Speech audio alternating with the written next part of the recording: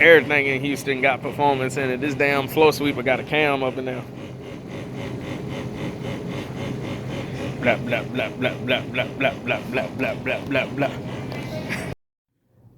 So as we venture down into the Marauder once again, we've got a few belt issues, and the belt issues aren't anything severe. As you can see here, I've taken the belt apart, but there's two belts instead of one. So what we've observed happening here is there was still some belt slip with this Gates belt. Not a whole lot. The tensioner feels really loose after 1 year, and that's an OEM style tensioner. So it may be a factor of a few different things: belt size, belt wrap, and the tensioner.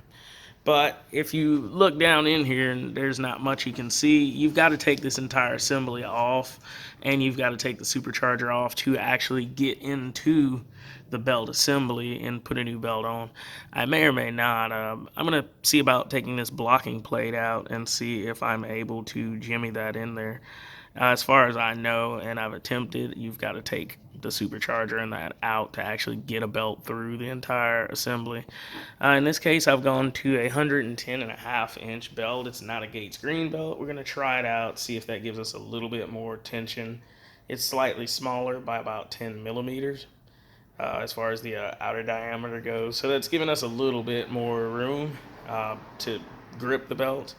But this belt splitting in half is definitely a result of a wide open throttle, acceleration, deceleration, and the belt hopping. So, I mean, of course, you've got a belt, and the tensioner should push forward when you're accelerating, and it should release when you are decelerating.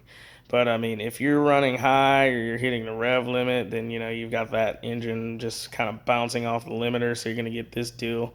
But the actual belt itself, especially in the untensioned areas where it's not like under a physical pulley or a permanent style pulley, that belt's going to be sitting there doing that deal. And so when that belt is doing this, you're skipping, hopping, and you're slipping, and then you're slapping the belt against the other pulleys that are still spinning because they have inertia. So what ends up happening there is your belt eventually splits and it fails one way or another. So I didn't have to limp home. I was able to still do what I had to do, just avoid wide open throttles or any rev limit hits or anything like that. Of course, that's a part of testing the belt reliability there. And of course, belt was reliable for a little while until it failed and had more slippage because of heat and stretch. So we're going to go down another link to see if we reduce the slip. And if that doesn't, then we're going to go to the aftermarket tensioner in there. It's a $450 tensioner, but it may be necessary for this setup, especially a single bolt setup. I don't want to swap to a 3-bolt cover.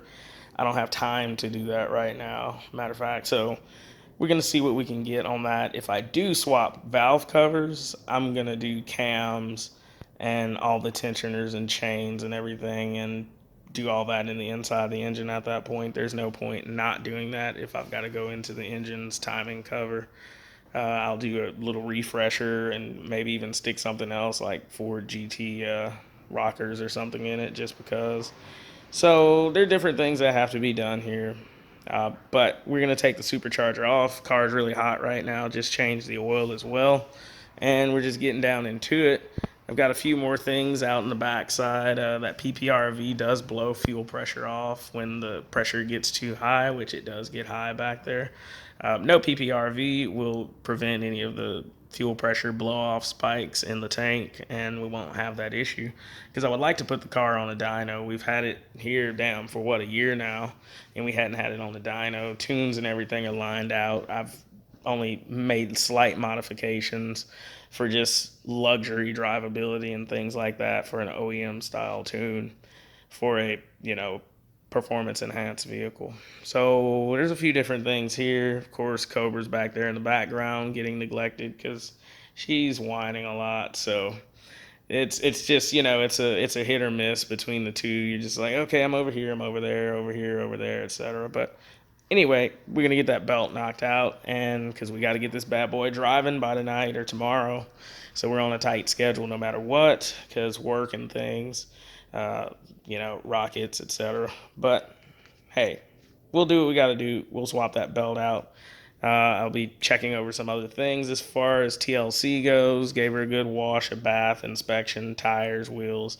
Got a few more things that have to be changed on the actual front suspension. Mostly bushings for caster. The caster bushings need to be replaced, or at least the effect caster.